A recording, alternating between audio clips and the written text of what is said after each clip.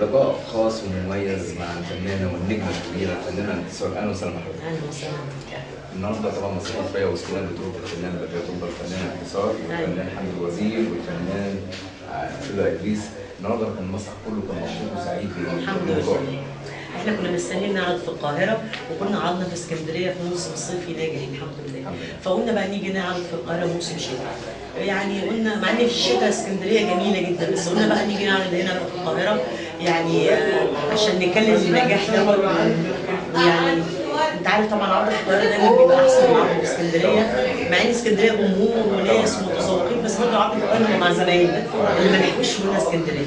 فان شاء الله هنعمل موسم شتوي هنا وان شاء الله يبقى موسم شتوي ناجح، وبعد كده عندنا جوله محافظات.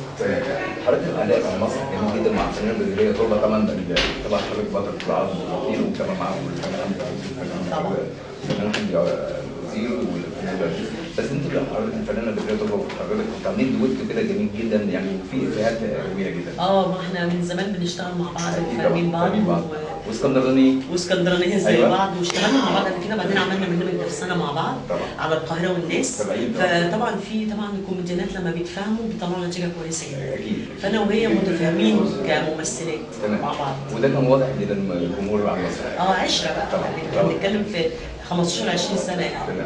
ودخلت المسرح بتاع الفنانه بدريه طلبه وحضرتك طبعا كنت دخله متميزه جدا. ده طبعا حسين الدين صلاح ولا اخترعها اللي هو دخلت العربيه، دخله حلوه.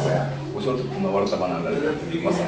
الصوره الجماليه الله يخليك. انا جيت لقيت عاملين لي مفاجاه، لقيتهم حاطين صوره يمين ليا وصوره شمال ليها، فده كان اجتهادهم هم يعني بالاخص هي يعني. ده اللي هو الفنانه كبيره جميله زي الله يخليك. هم حاسين ان انا برضو انا يعني هم فرقه، فانا يعني الجديد على الفرقه دايما انا والمخرج وحمد الوزير وزي فهم حطوا الصوره دي نوع بقى من اللي هو ايه، حاطين لك صوره جوه المسرح. دي جديده اول مره اشوفها، يعني دايما الصوره بره المسرح، اول مره الاقي صوره جوه المسرح، فكان حاجه حلوه طبعا. عشان شويه حاجه جميله وكده. الفنان انتصار في عمل جديد ان شاء الله بجهز لبرنامج جديد، حاجه كده مشابهه لنفسنا يعني، بس مش نفسنا يعني.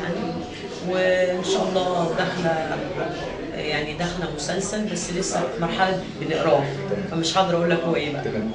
يعني بقى حاجه جديده ان شاء الله في رمضان ولا رمضان. في رمضان ان شاء الله. الفنان انتصار حضرتك نورتينا وشرفتينا ونفسي نزورك ان احنا عملنا معاك اللقاء.